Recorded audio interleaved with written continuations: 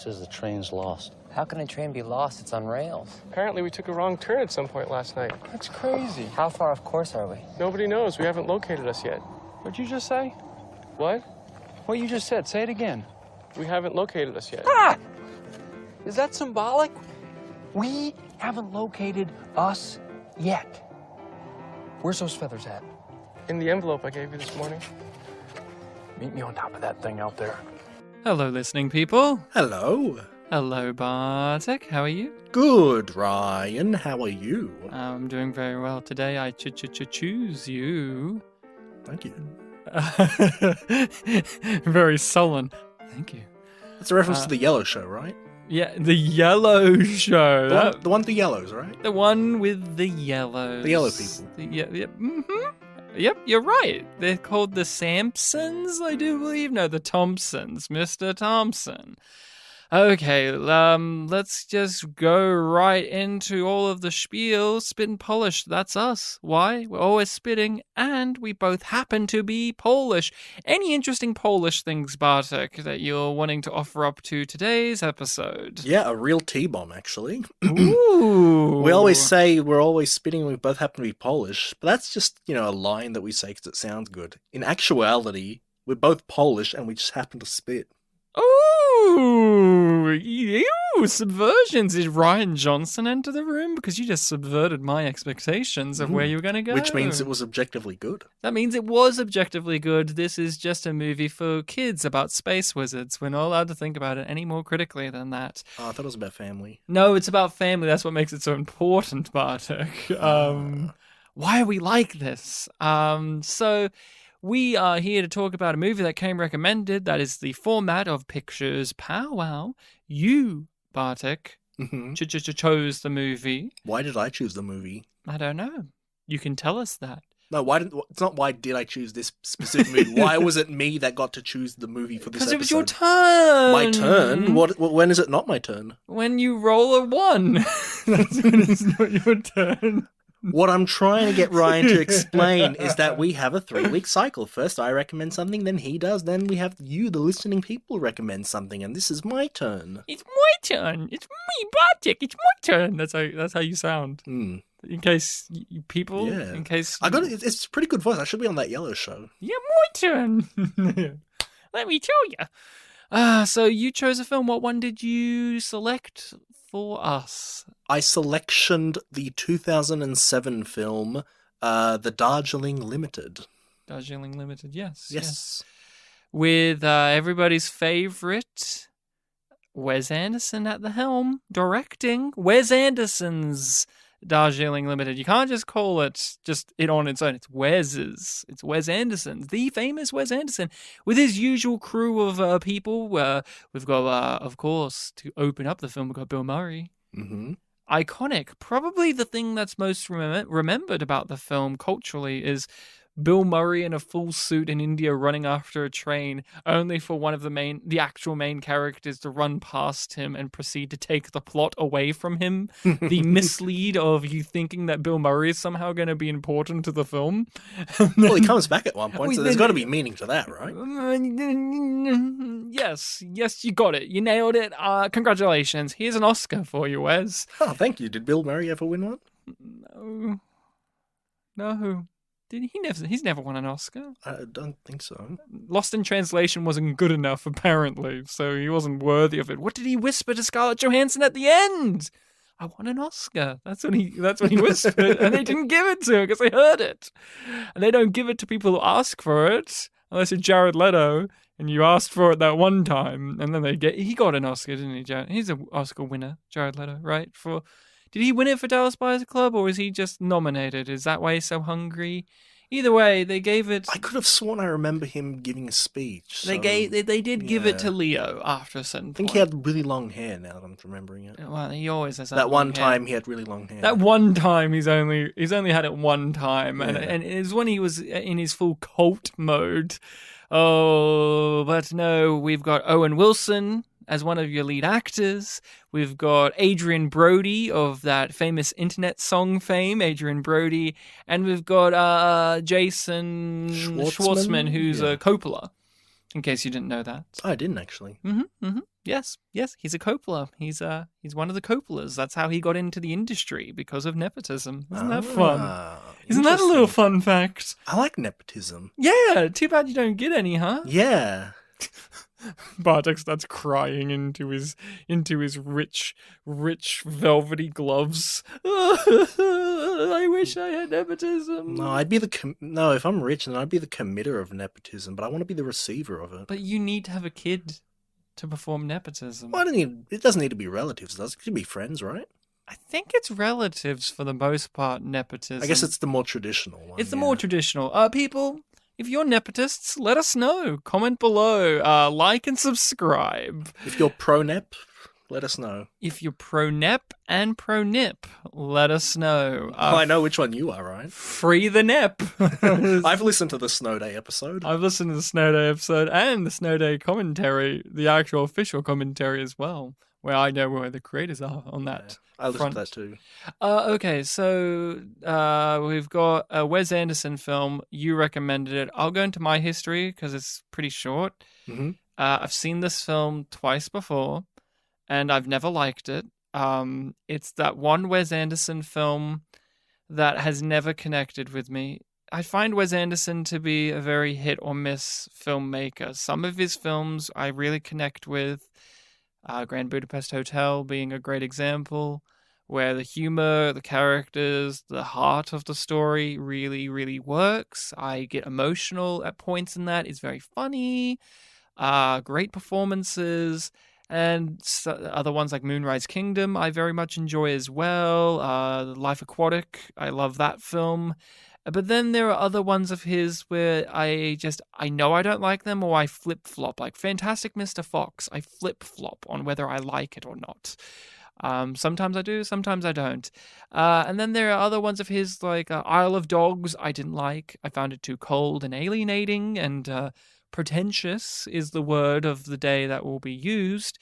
Was it because of that or your cinema experience? Well, my cinema experience made it more fun, if anything else. People took their kids, and then their kids started to cry because it was not a kid's film, unlike Fantastic Mr. Fox. And so I had a great time at the movies watching it, but I didn't love the movie. I have always pointed to this film that you recommended as the reason why I understand how people don't like Wes Anderson, because I have not enjoyed this. I saw it once and I was like, I didn't enjoy it. Then it was on TV at one point and I was like, I'll give it another go. And I remember I was sitting there being like, I get it. You pretentious fuck. I get it. Like, you got themes and spiritualism and oh, look at me with my symmetrical framing and like everything looks like a fucking toy in some way. I got really annoyed with it that second time. So when you recommended it last week and I was like, oh God, I'm rubbing my temples because I'm like, oh God, I have to fucking give this another go.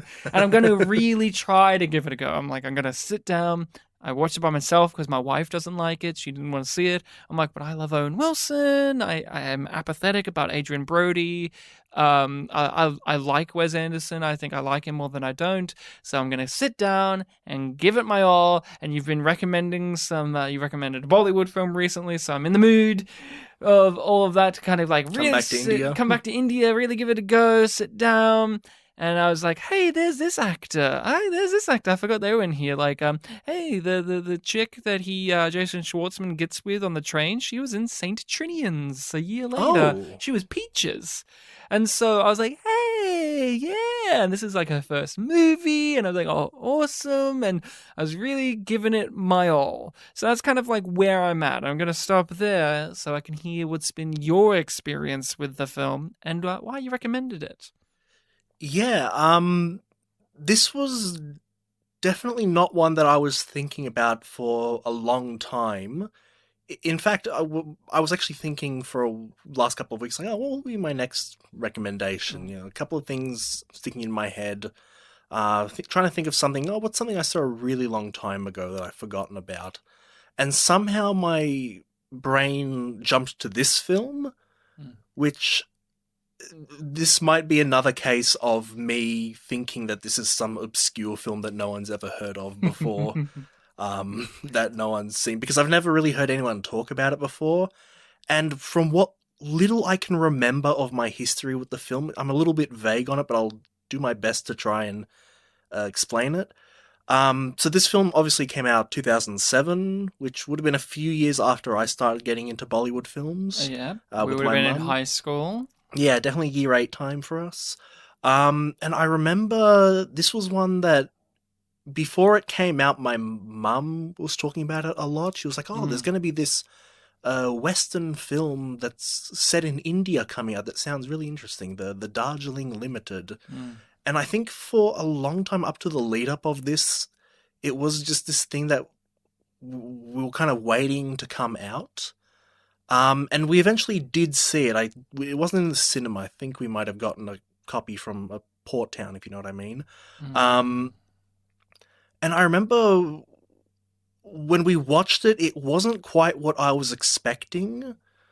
And I was thinking about this a bit more recently about, like, so what was I expecting? I think maybe at that point I'd never really seen a film that was, this kind of auteur director kind of film, which is kind of different from the usual Hollywood fare. It's very much coming from the mind of somebody. Yeah, I think so. Maybe what stuck with me after that experience was it was my first time seeing something like that. Like, I don't think I'd seen a Tarantino film up to that point. Nothing quite like that. So I remember walking away from it, not necessarily remembering too much about it. Like, I remember Owen Wilson was, like, really injured in it. It was about, like, 3 brothers traveling through India. And I didn't really know what to say I liked about it, but something about it, did work for me. And because, I never really discussed it with anyone, never really heard anyone talking about it, it kind of faded from my mind. And then a few weeks ago I remembered it, and I was like, oh, I should recommend that. Who else is big in that? And I saw Wes Anderson. I'm like, oh, that was a Wes Anderson film. That's a person people know. Including yourself. Yeah. But to be honest, I've actually only seen 2 films of his. This and Budapest Hotel. of the grand variety. Of the grand variety. I remember when I was trying to recall in my head what it was called, I called it The Best Exotic Marigold Hotel. That's a different film. That was a different film. The different film with a star-studded cast as well, though. Yes. And same country, too. Oh, great. Yeah. Wait, no, sorry. We're talking about Budapest Hotel. That's not India. This film's in India. Grand Budapest is in a fictional country, I do believe. Right, the Budapest in the title is misleading, isn't it? Yeah, I think so. Yeah. I think their whole thing in Grand Budapest is just like it's taking place in historical countries and historical events, like blending World War II and World War II things together. Yeah, I should rewatch. It's a fun film. Yeah, I've only seen it in cinemas. Oh, I saw it in the cinema Yeah. as well. That was beautiful. I think I saw it and Django around the same time because it was around the same time. I think I saw it before you and I told you, like, oh, that's a really good film. I think that was that 2014? 2014. Yes, that would have around been that Soviet, time. like when we became friends, 2014. Yeah. So, is this your first revisit with Darjeeling Limited? Yes. Like I said, it was just kind of put in the back of my mind for a long time, and me remembering was like, oh, yeah, that film. I remember I had a reaction to that. I should rewatch it. Why don't we do it on the podcast? We'll see if Ryan knows it. Oh, it's Wes Anderson. Probably everyone knows it. Yep, it is true. When it comes up, when you bring him up, it's one of the first films that comes up. Maybe because visually it is one of his most striking films. Very colourful.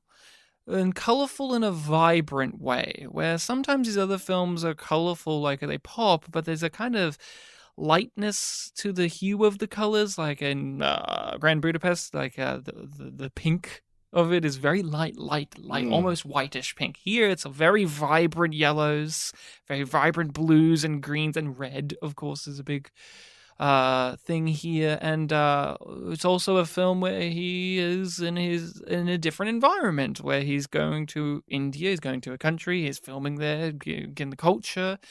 All of that. While other ones, it's like very manufactured locations. Like we're at the sea, so we're going to have our little submarine and do all this crazy stuff, or it's stop motion-y. Like, you've never seen Fantastic Mr. Fox? No, like I said, just those 2 films. Wow, I really thought you would have seen that, because that was pretty big when we were growing up. I remember the trailers. George Clooney as a fox. That's all you need. I just remember in the trailer they said the word fantastic a lot.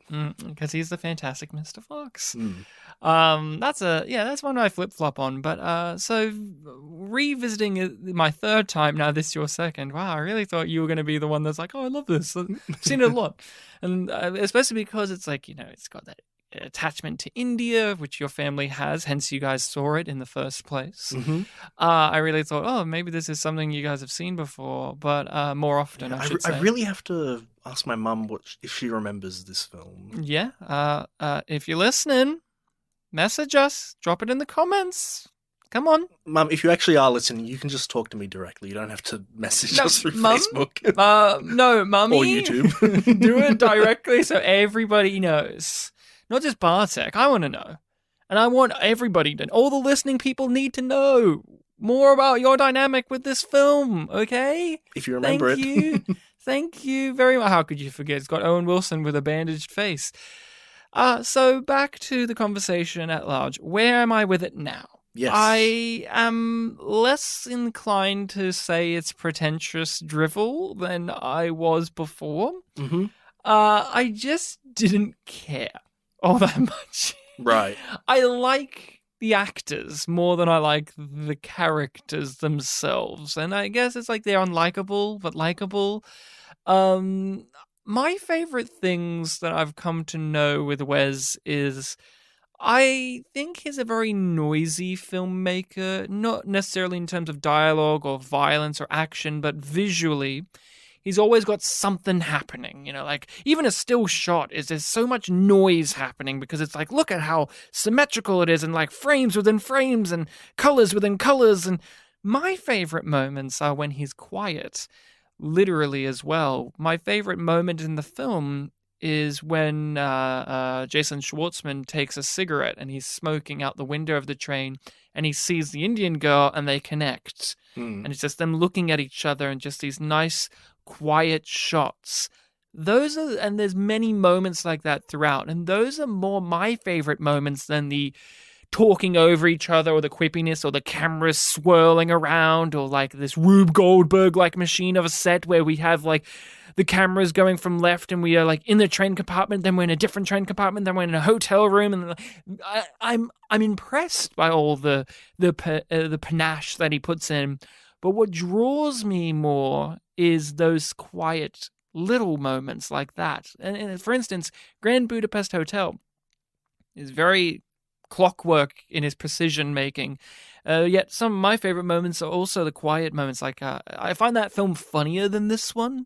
10 times funnier, so I'm not minding the dialogue. But my favorite moment in that was Rafe Fiennes is in a train compartment just looking up at the roof, and we get a nice little quiet moment of a monologue from the main character being like, he never talked about his family ever, and that's the only thing you get, and you just see Rafe Fiennes just expression, and you just know like he's haunted about like whatever happened, and like that's what I attach myself to. Ryan really loves quiet scenes on trains. Yeah, no, that's actually very true. Actually, yeah. So I didn't feel like I don't think it's as pretentious, but I wasn't as enamored with the characters as the film clearly is, and that's a thing too. Like there are some films where it's just like, especially Wes Anderson films, where you say if you don't like it and you're not on board with the characters, you're gonna get people who be like, "Oh, you just don't get it."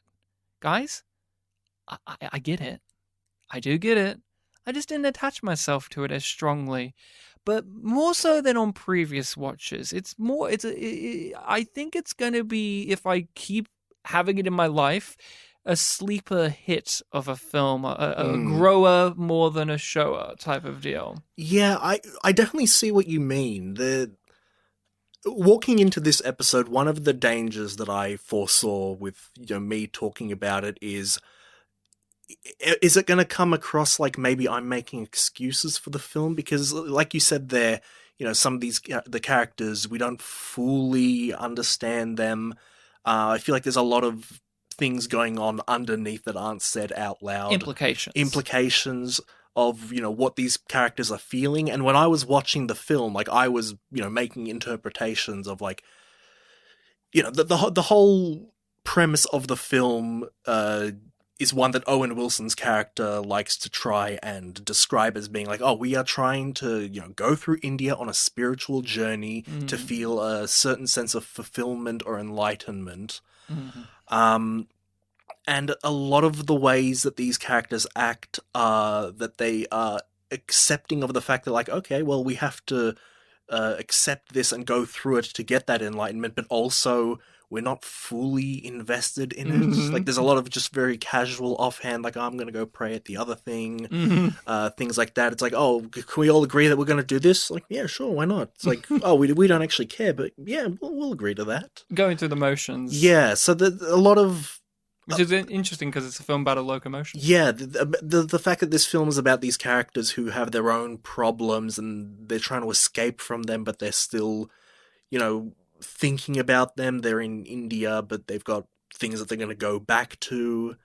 Yeah, there's just a lot of... You have to... At least for me, I was looking at... What am I trying to say here? Yeah. You have to be on board with the film. You have to be on board with the film, yes, but... Choo-choo. Oh, that's why you said the choo-choo-choosy thing earlier. Bartek is like 15 steps behind. I'm playing That was like the first minute of the episode. Yeah, I'm playing 4D chess. And Bartek's still playing fucking checkers. Yeah, but I'm king me. King me, baby. You got multiple kings. Yeah, I choose you. Choo-choo. It's a train. I'll put it this way. I like trains. When I was looking up the film online after the fact, like what people were saying about it, there were a lot of people who... Well, I say a lot of people. I read like 2 reviews of people who were saying, oh, this is a film about, white privileged people using the suffering of brown people or the culture of black appropriation. Yeah. And Not so much appropriation, but the fact that it was using another culture for their own self-fulfillment or something like that. Yes. And and even though they explained their points, like I read the title and I was like, oh, I know where this is going, but they actually, expressed themselves well. I think, though, it all just comes back to the fact that, these guys are kind of clueless about a lot of this stuff. And selfish. Selfish, and they are looking for, a spiritual experience, but they're doing it in such a, stereotypical and disrespectful. Disingenuous is the word that I'm looking for here. It. It's very disingenuous, and that's why, the journey doesn't work for them, and they find it through something unexpected. Yeah. So, like, a big thing that people talk about is like, oh, a young Indian boy dying, kind of sets them on the right path. And again, these reviews express themselves well. And that's when we get the first time where we actually cut away to the past that we've heard so much about. Yeah. When the young Indian boy dies and we have the funeral, that generates the ability to break free of the implications and going into the actual direct statements of what happened in the past. Yeah, and to lead us here. Yeah, and I can definitely see if we didn't have that, flashback to the past, maybe then I could agree with it a bit more. But the impact that it had on the events that were going on in the present, I felt. Again, this goes back to me, making excuses potentially. It felt like I couldn't quite put it into words, but I felt something. You, as a viewer as well, and this is also another aspect where there's a line of separation for me, and for some people as well, you love feel-good films. You always bring up that one Simon Pegg movie. What was it called? Oh, the Hector and the Search for Happiness? Yes. You love those type of movies more than I do, where people actively are trying to find enlightenment or happiness or joy, feel-good type stories. I reckon you would love that Tom Hanks film, Larry Crown. I reckon you would love that film. I haven't heard of it. It's one of the few he actually directed. Okay. It's a decent movie. I reckon you would enjoy it. But you love those, and so many people do. And so this fits so nicely into that category. And I'm not against them, but they're just not my thing, because there is a certain level of to my cynical heart, a level of look at them, guys. They found it, and you can too. The 2 things that I would say to that are definitely it's something that is in me that I am aware of, and the fact that I host a movie podcast, I realize that that's not usually enough for a full-on discussion or a proper review, so I do try to find a different line. But also with this film, I don't even know if I'd necessarily say it's a feel-good film. More that it's a feel film for me. Yeah, well, yeah, that's the thing. With a lot of these feel-good films, they take you through the gambit of emotions to then get you to this place of enlightened satisfaction of the characters and you as the viewer having gone through this. I mean, these people that we are following on this journey through India start out as cynical, start out as going through the motions and not really wanting to connect as brothers. But by the end, they've changed. They're connected. They're far stronger than they were, and they're willing to tackle the issues of their life more altruistically and head on than they were at the beginning. And so there's that type of thing. And a lot of these go through that, where it's like you got to see them low. You got to see a kid die, I guess. Can I just say, I will get to you to keep a thought on that. One of the things that really threw me was just that kid dying sequence. I forgot about the actual sequence. I remembered the aftermath of the sequence. So Wes Anderson's actually really surprising with like quick, sudden, but not gratuitous violence in his movies. He's very good at that. And I don't think people credit him enough with that. Even in Grand Budapest Hotel, for comedic effect, Adrian Brody will just get punched in the face and then they run away, and it's like so quick and sudden, and yet it's super effective and not at all gratuitous. But you were going to say? Yeah, I was going to say, even for the ending of the film, like I felt much more melancholic about it than, again, feel good. So yeah, it's just a emotional roller coaster, I suppose, would be the phrase there. Not necessarily that it had a happy ending, even though it was definitely more uplifting. They had changed. There is a bit of hope for their future, but yeah, just complicated. You don't get their full story. You obviously get their stories, their pasts. You get enough to make the narrative work, but also enough for you to think about after it's done. Yeah. Or during the scenes. And even with, a lot of the interaction between the three brothers, even though you do get a note of who they are, you've got the young one who kind of tries to detach himself. He's the lone wolf. He's going to travel the world. Yeah. The middle one who's... write about his life. Yeah, the middle one who's, a bit more nervous. He steals a bunch of things, got a lot of neuroticisms. And then the older one who is trying to be the big brother who's in charge of everything, but he's also just really... stupid and weird and not reading naive cues a lot of the time. The Owen Wilson character. And what we find out when we meet their mother is he's trying to mother them. Because he's exactly like the mum. Yeah, the mum has a lot of his qualities, like picking their meals for them. Yeah, so that's also an interesting little wrinkle that you, again, find out later is not only is he trying, you think at first he's trying to be the father figure, perhaps, to these two. The one who brings them together, but when you meet the mother, you're like, oh, you're the mum. But now the mum isn't interested in doing what you're doing, which is keeping everyone together. She doesn't want that. That's not her anymore. She's on her own.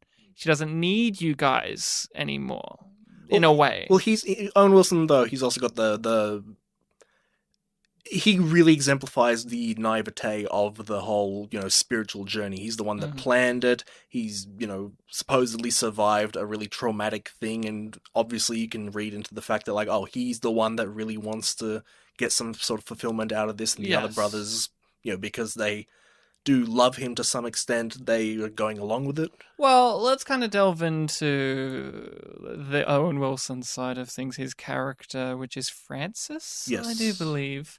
They're all named after directors or actors. What's the Peter one? I'm forgetting that guy's name.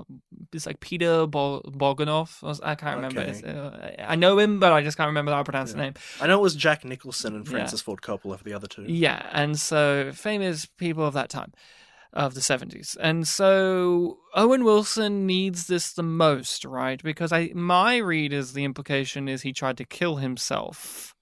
He makes a joke about it at one point, but then he makes a statement about, like, to the mother, right? I don't know if you're saying this is the joke part, but when he says to the mother, like, I purposely rode my motorcycle into a hill. And it's like treated like quietly, and the brothers react like, oh, that's what happened there. And even before that, I got the sensation, though, this is stuff I didn't remember, of when he undoes all of his bandages and he's got all the scars, and he takes a sharp breath and he's like, yeah, he says something along the lines of, I still need to heal. Yeah, there's still more healing ahead Still of me or more something healing like that. ahead of me. And my read is he tried to kill himself, and he needs to find some meaning to life after having tried to do that. And so this is his attempt.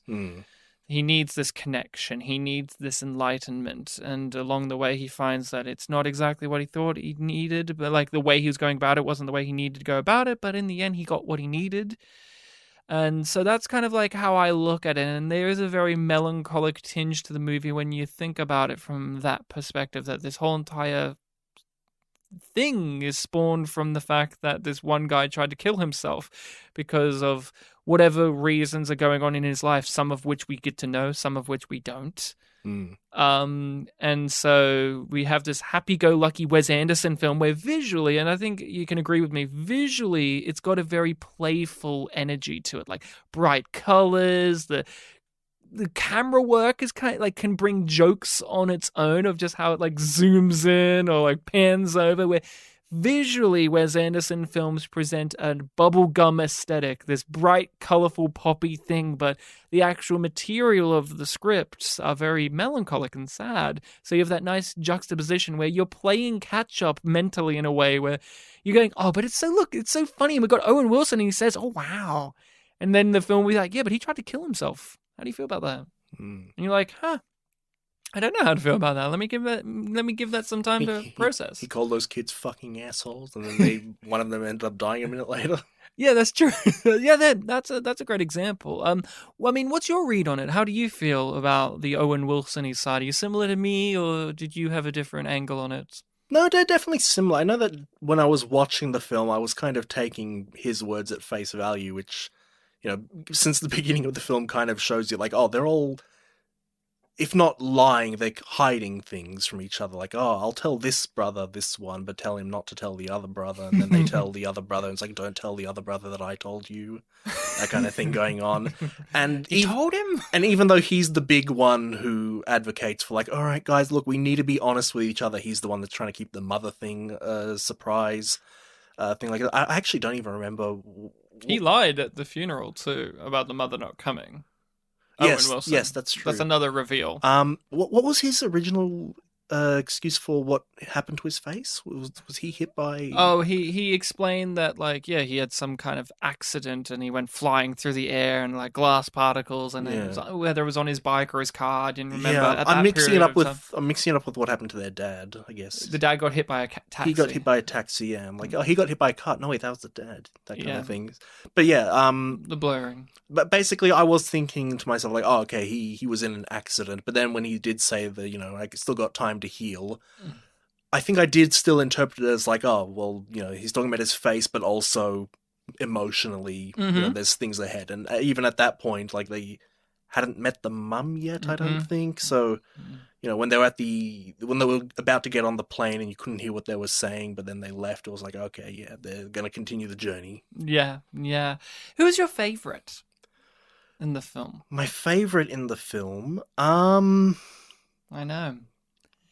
It's a toughie. Yeah, it is a toughie. I think it's Owen. I think Maybe, people yeah. underestimate him as an actor because he's just so like, hey guys, it's me, Owen Wilson. But he's always had that ability, especially in Wes Anderson movies, to dial in to being comedic and sad in even very evenly and very easily as well. I think because we're so used to him in stuff like Zoolander, that he's just like the dumb blonde comedy guy. But whenever he does a Wes film, it's like, oh, Owen Wilson being arty. And he wrote 3 Wes Anderson movies. Apparently, I think he was supposed to write this one, and it just didn't work out, or something, or one of the other ones, or maybe Life Aquatic. And it just didn't work out because of scheduling things. But yeah, because it was Jason Schwartzman that co-wrote it. Yes, and a Coppola as well. Another Coppola. 2 Coppolas. 2 Coppolas and a Wes Anderson.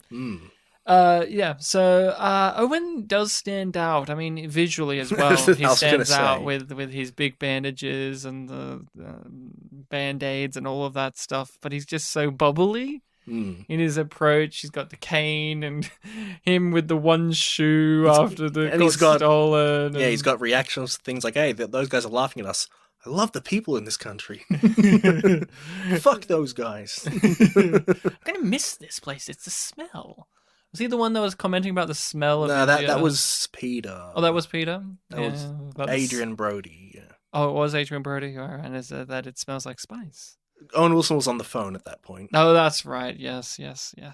Adrian Brody stands out as well. I mean, he's just such a visually distinct looking guy. Mm. He's very tall and gangly, and he's got that nose, and gonna there's say the little nose, eyes, yeah. and the little eyes are amplified as littler when he's got these big glasses on, and I mean, those two definitely stand out, especially since the Jason Schwartzman character is the quiet one. He definitely feels the youngest. Like when the two are fighting on the train, and he's basically doing like the little "I gotta do this, don't be mad at me, please" kind of thing. And he's running away from them. he's also end. the horn dog, Yeah. Jason Schwartzman. Just when they're about to have their sex scene, and she's like, "Don't come in me," and he's just like, just that little moment of like, okay, just like, all right, I'll figure out another way to do this then, which was a very amusing little trick of his. And then he didn't bring back the savory snacks. No. One of my favorite side characters was what was his role? The train. The head steward. I loved him. He was very great. good, and I love the comedic reveal at the end that he did Snake. keep the snake. But I loved his line delivery of "It's dead." No, he just said dead. Oh, where's the snake? Dead. And just the way he said it was very, very, very funny. It made the payoff much funnier, definitely. Do you want to talk about the father, the actor who played the father of the kid who died? Oh, Irfan Khan? Do you want to talk about him? Because I mean, he's a pretty. I think he's one of those He's a Bollywood actor. He's correct? a Bollywood actor, but he's been in Hollywood for he that's was in what I'm saying, Life of Pi. and He was in things. Life of Pi, Yeah. Slumdog Millionaire. One of those. What are those Tom Hanks movies? Da Vinci Code. He was in one of those. Oh, okay. Big I mean, he was in Jurassic World. Even big actor in the West and in India. Yeah. So I thought and Reese is a big fan of him. I'm a big fan of him, and I'm wondering one day if you'll ever recommend one of his movies from India. If you've even seen any of them, No, because I haven't heard you actually is- talk about him that much. There is one that I've been meaning to recommend for years, and I was going to recommend at one point, but then he died, and I Yeah. didn't want to. Make it a thing like Yeah. that, which is I'm keen because he is one of those guys. He was one of those guys where even here he's given basically little to nothing to do. He doesn't speak English once in the film, right? I don't think No. so. And I was constantly like when we first saw him and his reaction to the dead son and all of that, I was like, please don't let the camera go away from him. I want to watch the movie about him. I want to watch his movie where he's reacting to this and having to get over this and going on his own journey. He's just such a palpable screen presence. And we've talked about that with our other Bollywood films where they are very, very good or very, very adept at getting those actors or actresses that are just those ones where you don't want the camera to go away from them because they are just so alluring. There is something about these Indian actors that we've encountered on the pod where it's like each one of them has just been alluring to watch on the camera. Like there hasn't been one thus far that I've been like, I didn't care for them. I don't get the appeal, Bartek. I mean, I guess first off, Shah Rukh Khan and Main Hunar, but like I got it. I just didn't really think that movie was selling it as well. Yeah. And then obviously I've seen Om Shanti Om and I'm like, oh, now I'm all for him. I love that guy.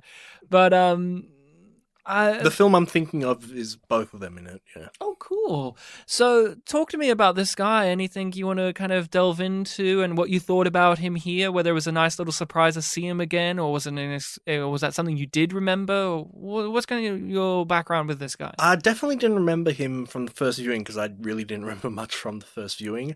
I haven't actually seen too many of his Bollywood films. I think I've probably seen him, yeah, kind of just in more Western stuff. Like I've seen Life of Pi, and I'm honestly escaping on other things I've seen him in, but he's definitely one that when I think of him, it's like, oh yeah, that's a good guy. Did you ever see Slumdog?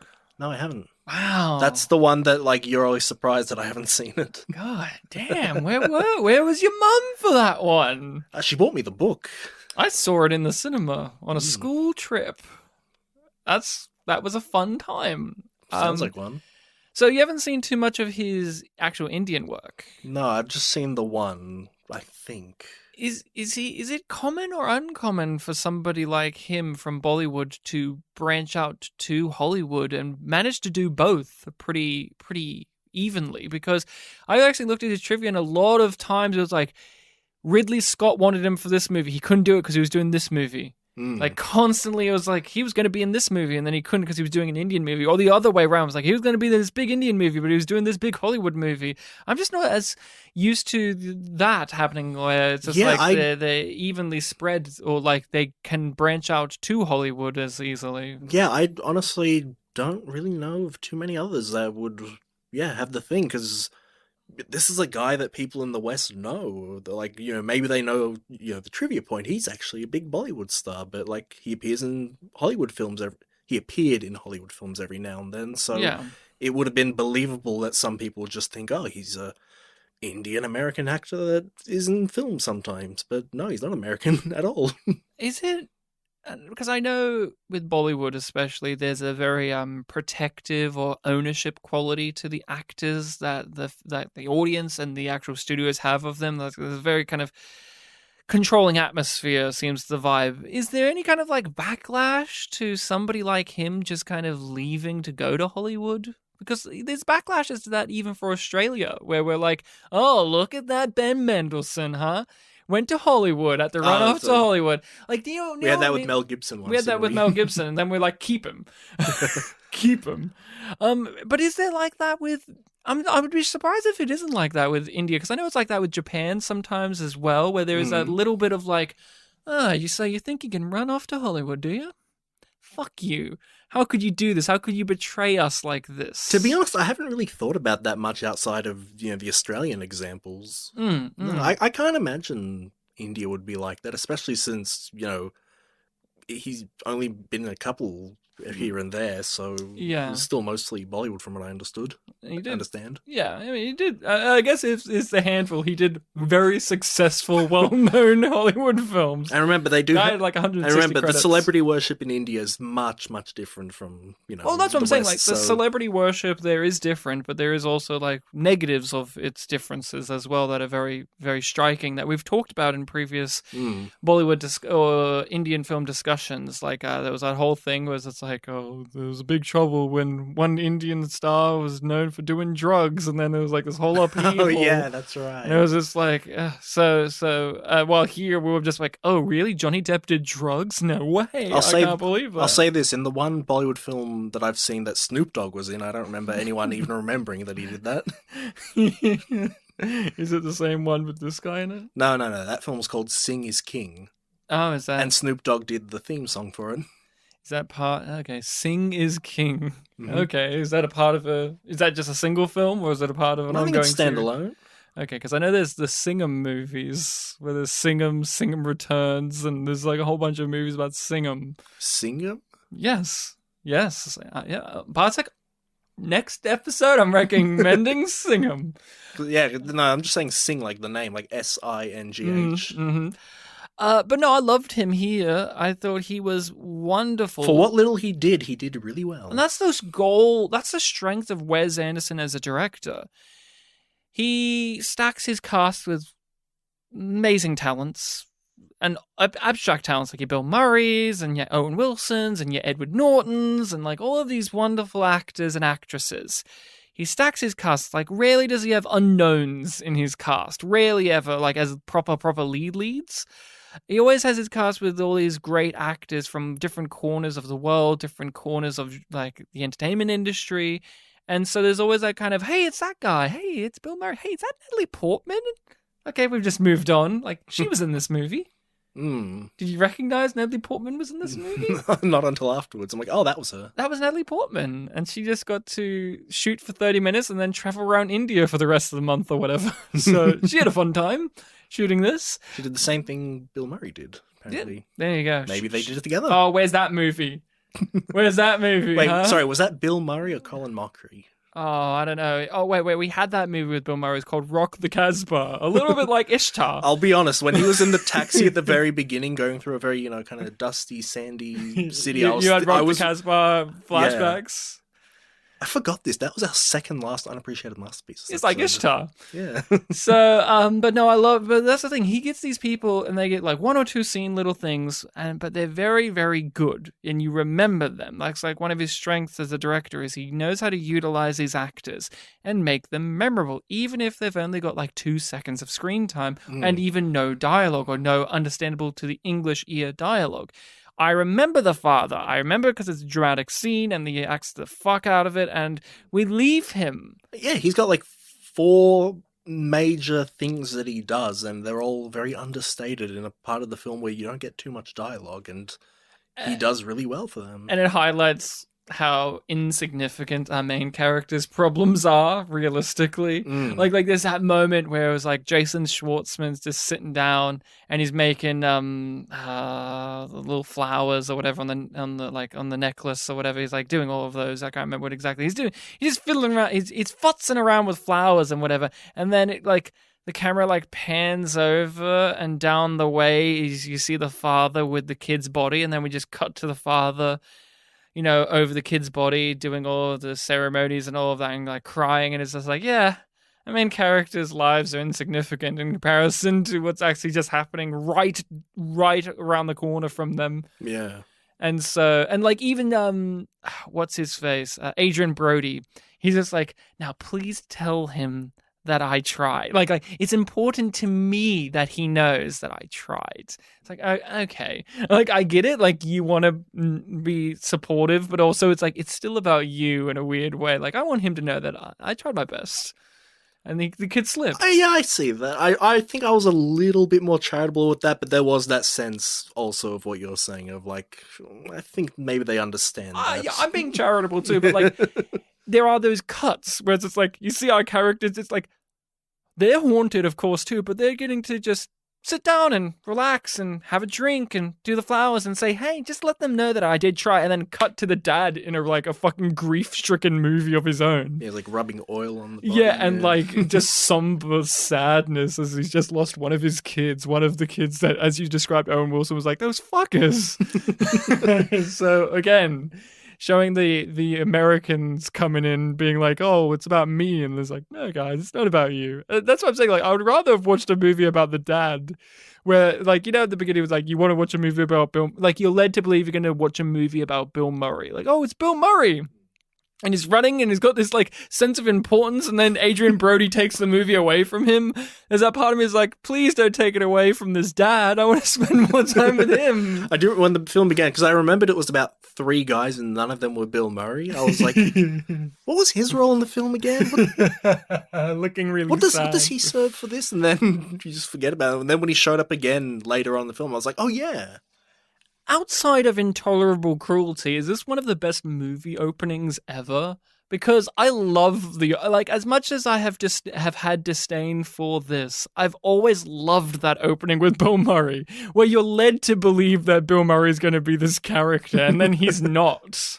I adore the opening. Like, slow motion, the music, him throwing the things, looking back at Bill Murray, and Bill Murray like accepting defeat as he goes along, and then you just proceed to follow like, it's a great character introduction to the actual, like, to Adrian Brody and to the actual story, where it's like, oh, you think this is important? Nah, this is what's really important. It does make it have that sense of mystery and urgency of why you are following these people. Why did the film mislead you to begin with? And it even introduces the whole idea of like, chasing the train after it's started leaving. Mm-hmm. And it happens a few times throughout the film, and even the payoff to the film at the end is a variation on it. It's a nice motif. Yeah. Any particular scene that stood out to you on this watch? Well, the scene where, I mean, it's a sequence, I guess. It's multiple scenes. That's fine. But all the stuff like between, the child dying and them leaving that village after the funeral, like there was a lot of stuff there where other than the flashback, it was very low on dialogue. That's really where you're getting a lot of the feeling from the film, even from Irfan Khan, because in his first little shot where he's like yelling, Mukesh, Mukesh, my son, something like that, that's like the only time we hear him speak. Progression throughout that is, he's rubbing the oil on the body, very sad and somber, like you were saying. They were washing up after the funeral, and he tripped over. It's like, oh man, this guy. He faints in the water. Yeah, he seemed very composed after a lot of the times after we saw him, after he saw that the son died. But shows, he's still suffering. And then his last scene where he's just among the crowd praying for them as they're leaving on the bus. It's like, another character would, might have a whole story about trying to get revenge on the guy who failed to save his son. But And it mirrors nicely where our main characters are at too, because they seem composed, but they're still grieving for the loss of their father, and he's still grieving for the loss of their son. And hopefully he will find some sort of peace over time, as our characters are hopefully going to find peace after this. Yeah, but even with that sequence, like I've been talking about Irfan Khan, but the main characters themselves too. I remember when it happened that it cut back to the past when they're at the funeral. It threw me off at first because I didn't know what was going on, but then once it ended, it all just clicked together. Like the funeral for their father, this big event that we've been, learning about throughout the film. It's a big deal. Our father's dead. Oh, did he really say you were the favorite? You got father's things. He wouldn't like that kind of thing. Yeah. A lot of reverence for the father, but then for their funeral, they have these really weird sentiments where it's like, oh, we want to drive the car to his funeral. It has to be the car. No, this isn't working out. Oh, we're not going to make it in time. Owen Wilson is begrudgingly doing it out of the benefit, out of the love of his two younger brothers, but he's not interested in doing, that's something too that I really like. He's the one that actually just wants to do the funeral fucking normally, just attend it. And then you have these two dumbass brothers who are trying to do their own thing that's slowing them down, and then the news that the mum's not even coming. Again, furthering why it's Owen Wilson is seemingly the sane man in a world of apathetic or crazy people, grief, really bizarre, and he's just oh god, but he's still trying to be a good person, being okay, we'll do it your way, guys, we'll get the car. And we have this reveal that the funeral for their father, they might not have even made it for it.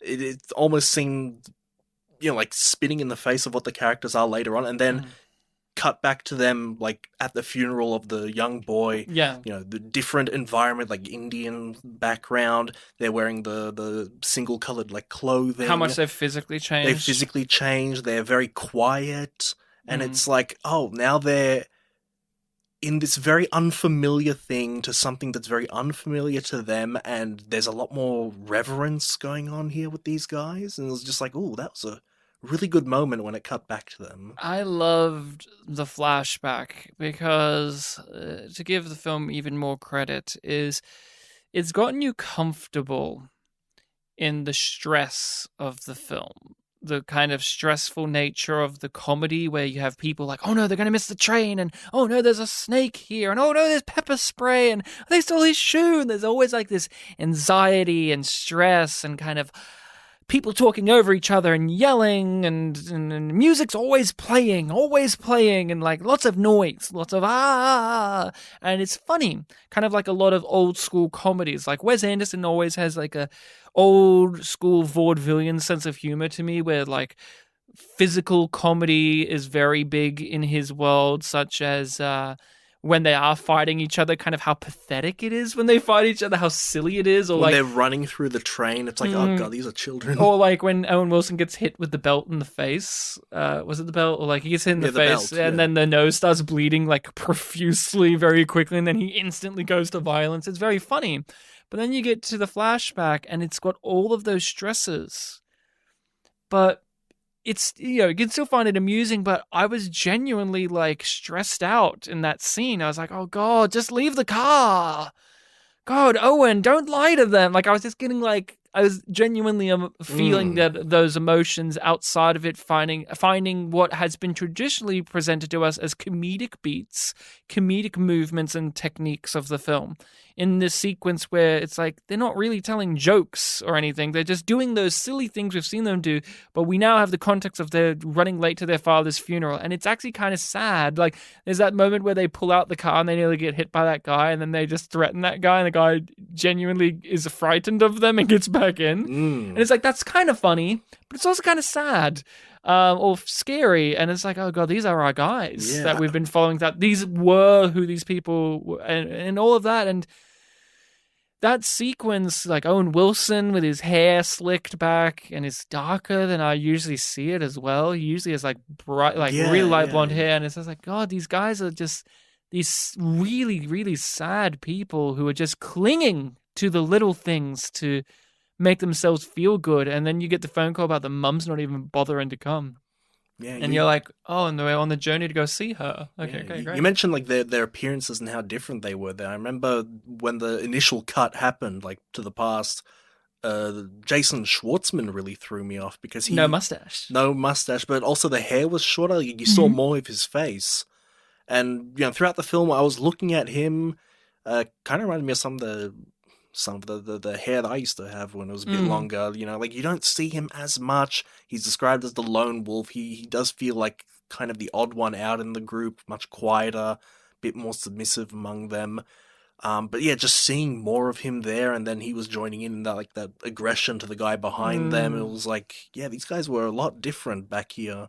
Yeah, and the fact that they are a little bit more defeated in the present, really is highlighted. Yeah, though you describing that whole flashback thing as like being, stressful or something like that. Yeah, I was definitely appreciating it more after it ended, and thinking back on it, it's like, oh man, there was a lot of things going on there that's really a lot more poignant. And again, even little quiet moments like the dad never read his book; it was still wrapped up. I was like, oh, and they're like, oh well, I'm sure it's fine. And then you get that quick shot where he opens it and it's clearly dedicated to the father, the initials, and then you get the suitcases that we've seen throughout the movie have the initials. I was like, oh, okay, and they get the suitcase out of the car and all of that. Like, there's nice little touches that are answering questions that you maybe had or in turn subconsciously had throughout the runtime of the movie. It was a nice sequence. It was it really set us in alignment with our characters, because again, like, I'm not in love with them, but like, it did make me like them more because they are selfish and they are Americans intruding upon a different culture for their own sense of purpose and drive. And having that there really grounds us to them and kind of gives us more of a humanity to people who, for the most part, are presented as cartoony in a lot of ways, like them always drinking the drugs at the table, they're swapping drugs, like, Fair enough, or screaming at the Germans or throwing rocks at the train, like instantly, like, oh, okay, fuck you then, and they're like, especially like, and no offense, but Owen Wilson naturally is going to have to break through as an actor past the cartoony persona he has. He has a cartoony voice and a cartoony look as an actor. It's unfortunate to say, but he always has to work harder to break past the, oh, wow. And he does that here. And that sequence really does a marvelous job of helping us ground them and make them fully fledged characters that you believe in 100% if you hadn't already. That's the thing. Like, that's the final moment really where it's just like, this is the time where you're going to really believe these guys as people. And then throughout the rest, if you haven't bought it, you're never going to. And I did buy it. Like, again, I for some reason, it just doesn't hit as hard as other Wes Anderson movies for me, but it's no longer like my least favorite. I think I like this way more than Isle of Dogs. Isle of Dogs was just, and I think this is a part of it too, you haven't encountered, is Wes Anderson. Yeah, I'm keen to know what the actual staples are. Wes Anderson, other than like recurring actors, yeah. Wes Anderson is known for kind of doing the same type of movies over and over and over again. He has very specific ways he writes dialogue. Women in his movies are often kind of less interesting than the males, if they're even in there. Sometimes it depends. Sometimes he does and sometimes he doesn't. Like, again, like, I always think of his movies having like male characters in them a lot more. And if the girl's there, they're the girl, like how they are. Like there's a girl in this movie, the Indian girl, and then there's a girl for Adrian Brody, and then like they're just. I think that one of the 2 reviews that I read mentioned that a lot of his focus on upper class white males. Is that true? He's twee. You asked me what twee was once before, and I said, "Have you ever seen a Wes Anderson movie?" Mm-hmm. They can be navel gazing, is what people get, and his visual style, he's locked into it, and he will never change it. And that's the difference between him and someone like Tarantino. Where Tarantino has visual iconography things that like he loves snap zooms, he loves all of these, but there is a difference from when you watch Reservoir Dogs to when you watch Inglourious Basterds. There's a difference between Inglourious Basterds visually and The Hateful Eight. There are some of those things he likes, like feet, but there are things that are visually, like Once Upon a Time in Hollywood, visually has a lot of things that Tarantino does, but also very different. It doesn't feel like Kill Bill, for instance. But Wes Anderson, it's just like, you're watching a Wes Anderson movie every single frame. He is one of those guys where he's very showy. And I think that can be a distraction in many ways, especially if you're marathoning his movies. It's just like, I guess a part of the appeal too is, but it's also like a drawback is, how elaborate is he going to get? Like, how much is he going to make it? And as each film goes along, they become more of an artifice, more of you're looking at this wonderful diorama. You know that this is a set that like literally the Budapest the Hotel. set will come apart, and they become more and more like calling back to old Hollywood tricks, and like it's very cool, but like sometimes you just wish that a filmmaker could be more versatile and dynamic, while he is very much like, I know my style, I'm just going to keep exploring this one corner and explore every inch of it and see what I can do. And it's like, after 25 years, you kind of wish that Bottle Rocket, one of his first films, didn't look pretty similar to his newest film, The French Dispatch, except for The French Dispatch has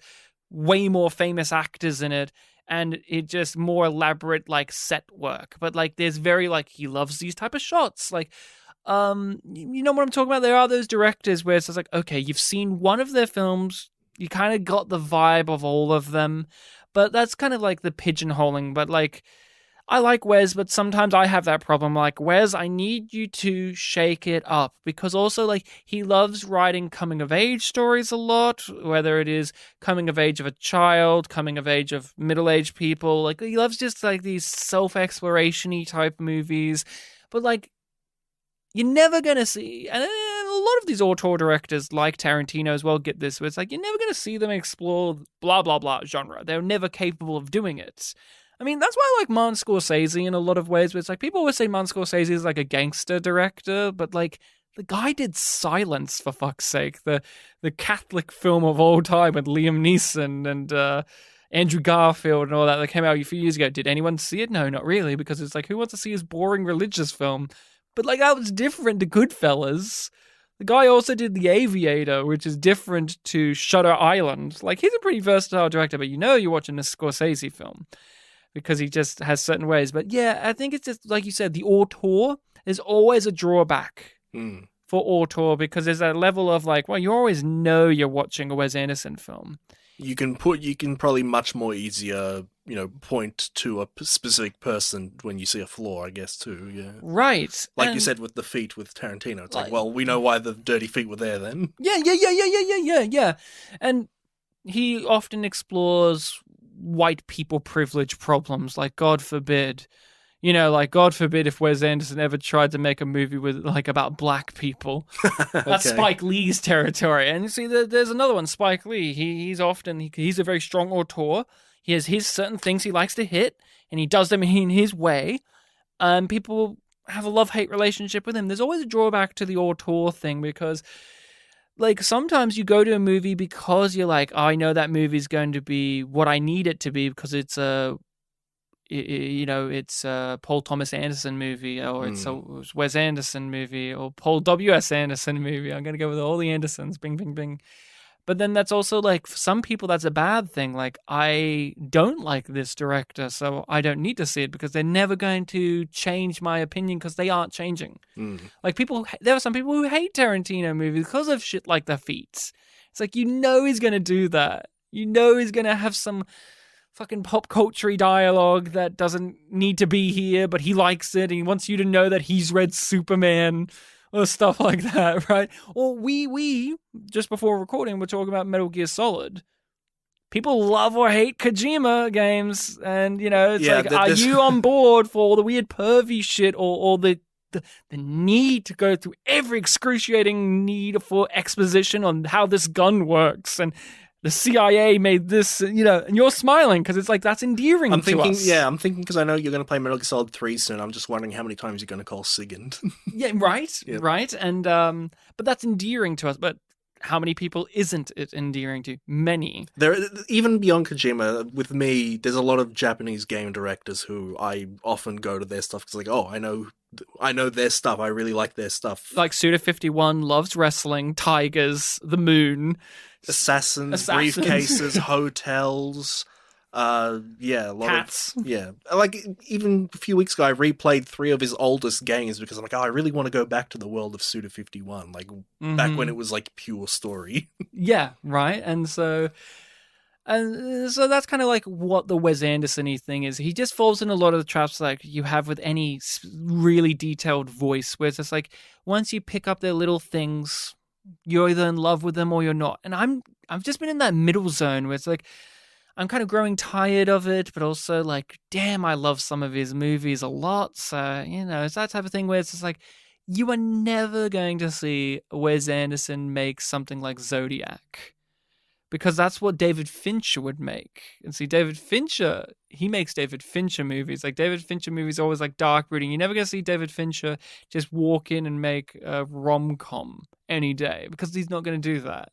He's going to make some creepy serial killer movie or some fucked up psychological horror about, like, my wife disappeared and everyone thinks I murdered her because I'm Ben Affleck and nobody trusts me, but my lawyer is Tyler Perry, that type of deal. Mm-hmm. What a year for movies that was, too. I mean, I think Gone Girl came out around that time, too. 2014, I think so. 2014 was a marvelous year. We got Whiplash. There's another one. Guy who did Whiplash. It's like, it will always be about some fucking white guy with music problems. I mean, I think that's like 2 of his films, maybe 3 at this point. Who's the Whiplash guy?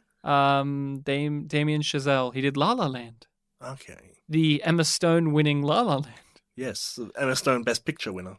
Best Picture. And she did win Best Actress. So there you go. Coincidentally. And then he did the one about Neil Armstrong that nobody watched, called First Man. He also did that, and nobody watched it. But everyone keeps talking about, like, this guy only makes movies about white guys with music problems. It's like, he did the one about the guy who went to space. I didn't see that one. It wasn't about music problems. Like, oh, there you go.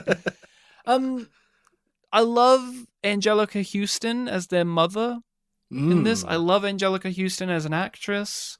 She's nepotism as well. Her dad was John Huston, the famous film director, who directed many classics such as The Maltese Falcon. He heard about people's problems a lot.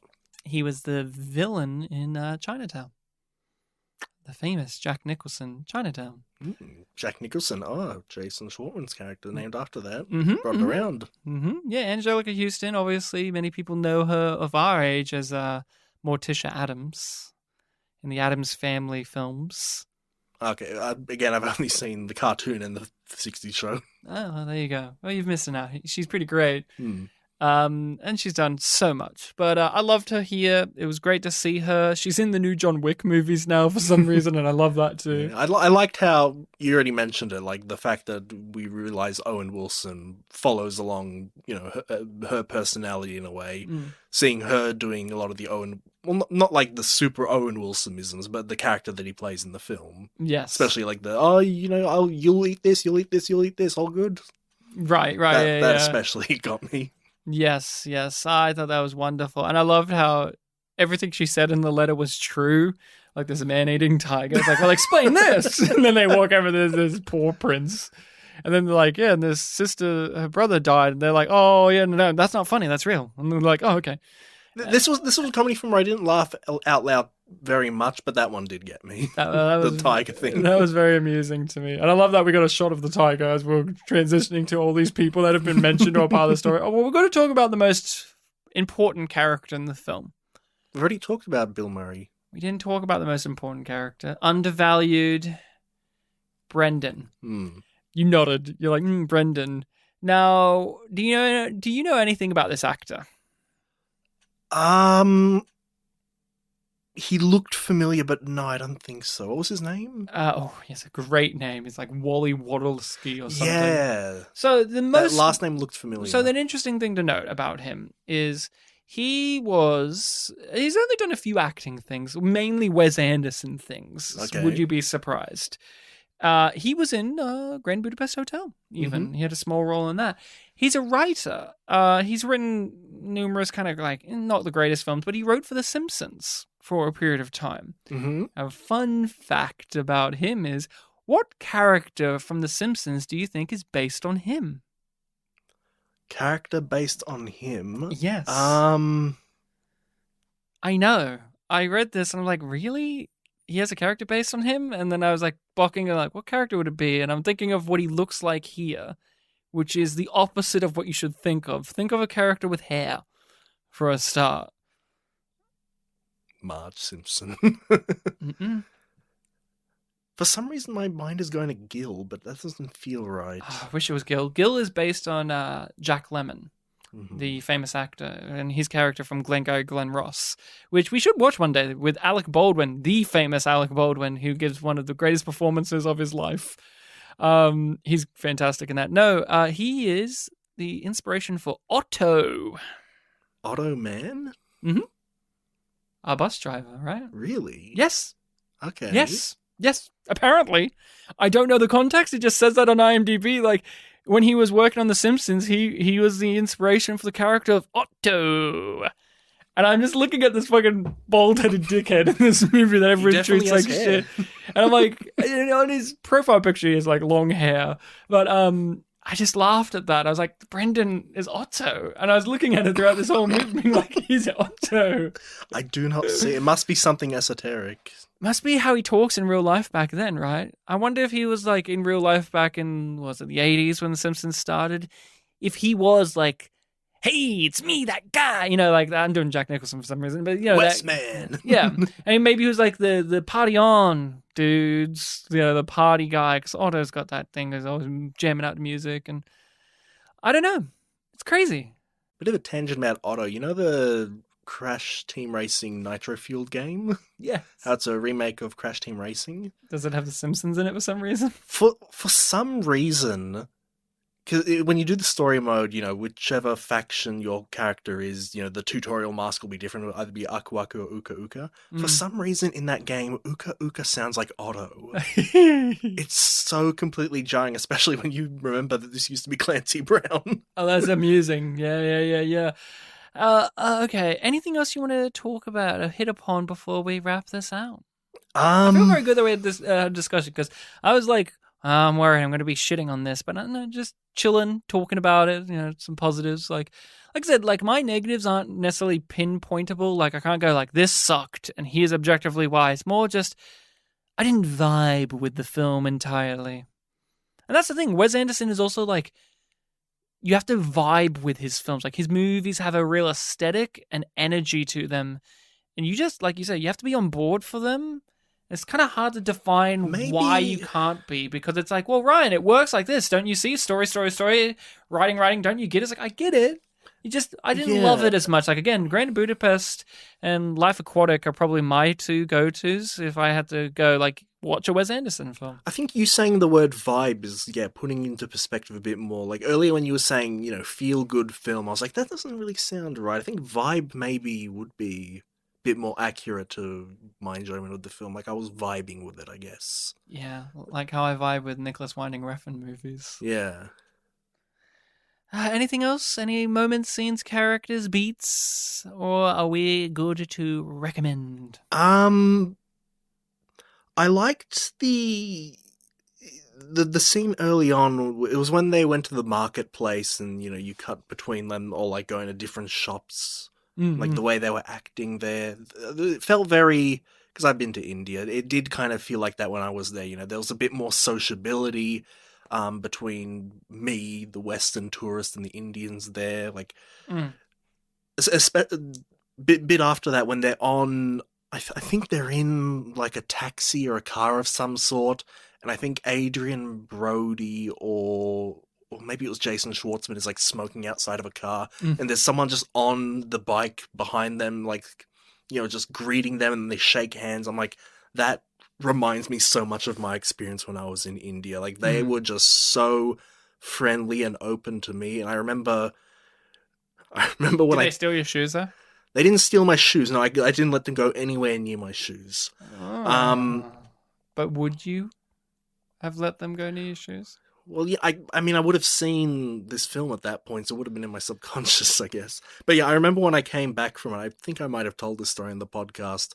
It was like 2 days after Christmas that year, so, December 27, 2011 or something like that.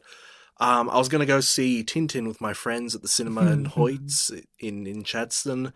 The old cinema in Chadstone, no longer there. Yeah, They've got a new one. It's not as cool. Yeah, not as cool. And you know, it's a big shopping mall, a lot of foot traffic there, and everyone was really just keeping to themselves, being very quiet. I'm like, this is a huge like culture shock for me, going from India where like everyone was saying hi to me. I gave someone a 20-cent coin. I'm like, here's a little Australian trinket for you. That was Bartek's way of saying thank you. Yeah, I exchanged emails with them. They never emailed me. Did you email them? Oh no, I gave them my email. They didn't give me theirs, so the onus was on them. I gave them 20 cents. Not to pay them, but like... So you came away from your trip to India with a refreshing experience of like, wow, what a warm, welcoming culture. To then come back to Australia where we're cold and isolated and don't want people to look at us or engage with us. Yeah, it was very normal to Don't you look at me, Bartek, when I'm walking to the movies. And I think I do remember, like, in the lead up to, like, us going on the trip, there were all these promises of, like, oh, yeah, you're going to feel like this when you're there. You know, when you have a cold shower there, it's going to be the most refreshing thing ever. And I didn't really find that. It was very much a trip that, for the most part, was what I was expecting, and I was happy with that. But yeah, the warm reception was the really big highlight. I won't name names, but I had a housemate that when I was living in share house situations who went to India and they came back a changed person. They had they were like a bad time. Yes, they had a bad time in India, and they wouldn't. And we never found out what went wrong. But before, it was like wonderful living with them, having a great time. I remember like literally like a day before they were traveling, we were sitting in the lounge room, just chilling, talking about how great life is. And when they came back from India, like literally when they came driving through our driveway, it was like rage and anger, and they were just never the same. And they were like, I was like, what went wrong? And they're like, I can't talk about it. You weren't there. You just had a really, really bad time in India. And I'm like, what went wrong? And I never got to find out. So I'm like got these two coins, like this coin with two sides of India. If I ever went there, which one would I come back as? You, who's like, God, Australia, come on, guys, talk to each other and be friends, or be like, fuck off, leave me alone. Well, maybe I'm angry now. Well, I went to South India. Maybe he didn't, and it was different. Bartek is letting Indian listeners know South India. Hey, South Indian listeners, Vanakam. Whatever that means. Whatever that means. And once this episode is done, Pakalam. So, do you recommend Darjeeling Limited? I think I do. I think definitely if you're one to vibe with a film, this is one to vibe with, to use the word that you've introduced here. There is a lot of stuff to, look into. I do think you do need again, I said this was kind of like the danger of talking about the film. Not so much fill in the blanks yourself or make excuses for the film, but I think, it just goes back to the vibing with the film. I recommend it as well. I think it's an easy gateway into Wes, but I think if you're wanting a first sampler, Life Aquatic is a great one to go to, or Moonrise Kingdom is pretty wonderful, and of course We've said a lot. Grand Budapest Hotel is just such a fun one. That was a too. great film. Although I think Alex from the Contrarians hates it with a fiery passion. So Okay. it depends your sensibilities. So I think he hates Wes Anderson a lot. Okay. But I think he flags up Grand Budapest as like his kryptonite of Wes. Okay. Well, he's American. He understands it. Yeah, he's a Texan boy. Whatever's happening this over is- there. Reminder to everyone: Hollywood films are foreign to us. Yeah, every film except for our own is foreign. Hence, I'm going to recommend a local film for the next episode if you're ready to hear. I hope it's in the Melbourne suburbs. Oh, well, maybe. Romper Stomper 2, Electric Boogaloo. No, I'm going back to the Mad Max world. Oh. Mad Max 2, The Road Warrior. Ooh. We've talked about the first Mad Max, but we haven't talked about the others, so I'm wanting to come back. I'm in the mood. We talked about Mel Gibson earlier in this episode, so what a timely way to bring it all back together. This will be a fun little romp because what once was the most acclaimed Mad Max movie. Before Fury Road, this was the go-to Mad Max film. And Fury Road, in a lot of ways, is kind of a can I do Road Warrior, but even better. So I'll be interested to hear your takes, Bartek, as a first-time viewer of the Road Warrior, to see if it holds up and what you think of it, and especially as a follow-up to the previous film that we've watched, because, you know, it has some continuity. Not always, but some. I will be the final authority on whether that film holds up or not. And I'm keen to hear your opinion of the dog in the movie. There's a dog in the movie, and many people have a lot of opinions about the dog. Okay, So but I'm Fifi's keen- not in the film, is he? Was that his name, Fifi? I mean, no, he's not in the movie. He's still- and that's he's still the biggest tragedy he's of the entire eternally- franchise. He's eternally waiting for Max to come back from his vacation. That's how the next Mad Max movie will end, with Max coming back and Fifi being like, "You came back! Look how big the plants have grown. My lad, you came back after. Let me tell you what you missed out on, Sonny. We went through an apocalypse." And Mac's like, "I know." And he's like, "Well, let me tell you some more stuff about what I went up to." And then we get a whole trilogy of his romps. I would watch that. But no, Mad Max 2, The Road Warrior. So, The Road Warrior. Get into it, drink some guzzling, and have some fun. Until then, make sure to follow us on the social medias of Facebook and Twitter at Spit and Polish Presents. And you can email us directly at spitandpolished@gmail.com. All of this is in the description of the episode, as well as the various sites that we're on, such as your Spotify's, your Apples, all of that. You can rate and review us on whichever podcatcher you use. It would be awesome if you did that. I've got nothing else to say. How about you, Bartek? Do you have anything else to say? Any wise words for us? Or you just want to be like Angelica Houston and just solemnly look at each other to understand where we're at? When you were talking about the Road Warrior before, you were going to say a J word? Something about like, oh, it's going to be a fine Jew, and then you said something else? Were you going to say Jew? No, I wasn't. I don't know what I was going to say. I don't know, man. I'm going to ask Mel Gibson what he thought. Okay, Mel, he'll be on next episode and we'll find out what he has to say about the Jews. For anyone who don't remember, Ryan was just trying to say the word journey, but has thought of a different word. just to calm everyone down at the end of the episode.